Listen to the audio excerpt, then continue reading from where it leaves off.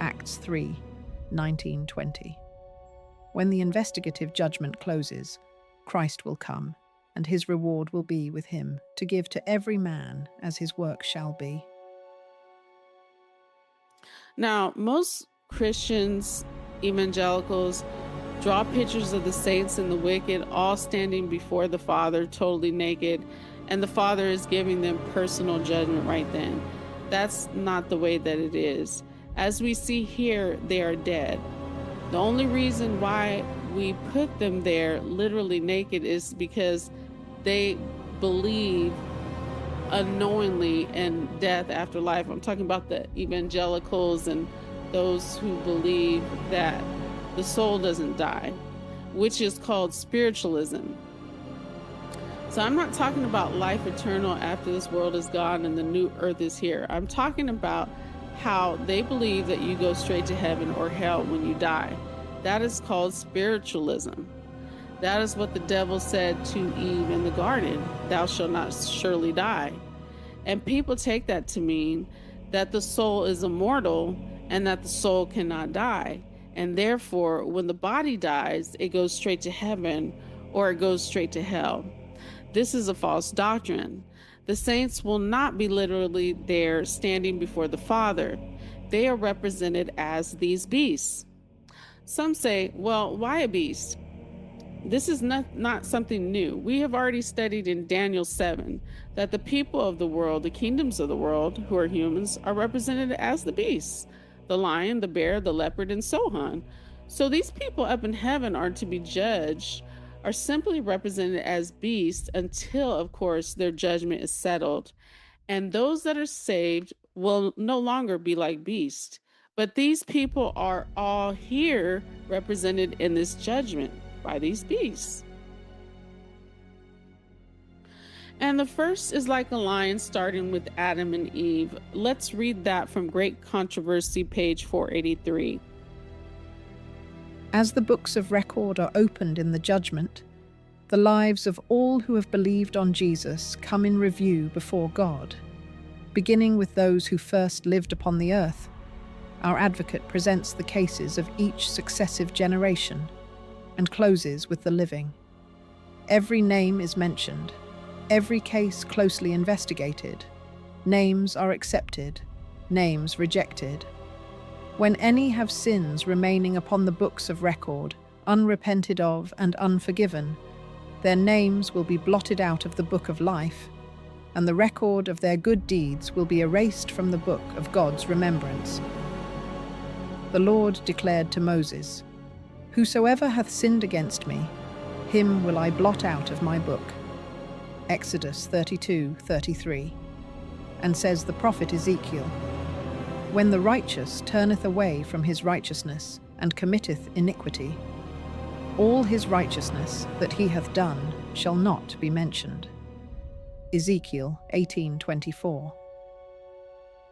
Now, I want to talk about this because, sometimes we can go throughout the day and just be sinning or saying something that we knew we shouldn't said, or it just slips out and we may forget. We don't want those things to be left on the book of life. So like in the ceremonial service, they had a sacrifice for the unknown sin. But also that's why when we have a period of time where we have backslidden, it is best for us to get rebaptized and wipe our slate clean, okay? If we have not been walking with the Lord continuously. And I know I had a very long period where I walked away from the Lord. So I'm looking to get rebaptized too, to start my slate clean in the book of life. So what Ellen White is describing in Great Controversy, where names are accepted, names are rejected, and sins that are remaining on the books of record, unrepented and unforgiven, their names will be blotted out of the book of life, and the record of their good deeds will be erased from the book of God's remembrance. That is what is called cleansing the sanctuary, not cleansing bodily. They don't stand there in body before the Father. It means cleansing the records of their sins. If they are unconfessed, then the person who did not confess them is stricken off the book. All sins must be confessed. So the judgment first starts with Adam and Eve and that beginning generation, the antediluvian world. Therefore, the lion, king of beasts, the beginning beast, shows it starts with Adam and Eve. And so when we come to the second beast in Revelation 4:7, like a calf, the calf was a symbol of the sanctuary service. It started with Moses. So all the people from Adam and Eve clear up to the time of Moses are represented there under the lion. And from the time of the calf would be the people of the sanctuary service, all the way up to Jesus, who fulfilled the sanctuary service when he died on the cross as the true Paschal Lamb. John 1:29 said, "Behold the Lamb of God." When he died on the cross, he fulfilled all that ceremonial system. Now the people in the New Testament era have the face of a man. When you see this beast, that denotes intelligence. The people in the past, we're not saying that they had no intelligence, but they did not know about the fulfillment and rise of Christianity. They only had part of the gospel. They didn't know the fulfillment of the sanctuary service ended with Jesus on the cross. The Christians knew that, and they knew how the time went on afterwards, and they had that intelligence of that ceremonial system in type and in antitype. So the third beast would have the face of a man in the Christian era. That's all the dead people. The fourth beast was like a flying eagle.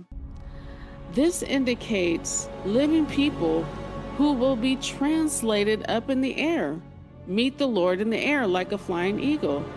It shows translation without dying.